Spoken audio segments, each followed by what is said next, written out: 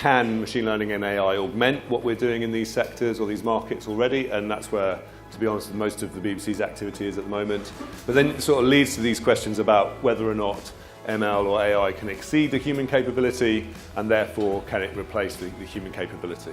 Ultimately, what it leads to is another sort of vision of the future that we have, which is called object-based broadcasting.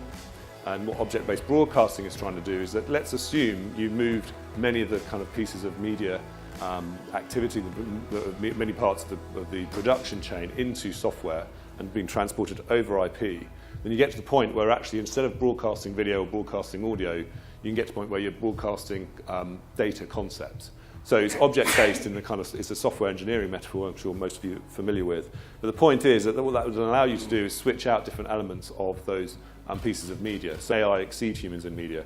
I think that there's a sort of a continuum where actually once you've got things into software and you've started thinking of them as objects that are abstracted out, you can do much, much more around augmentation. You can certainly do things like move media across different network services, like you can kind of do fact-checking, for example, in real time, which is occasionally useful if you're covering some politicians, for example. The interesting thing about the Turing test is that we always thought that you had to pass the Turing test by making computers smarter. But it turns out that actually you can also pass the Turing test by making people dumber.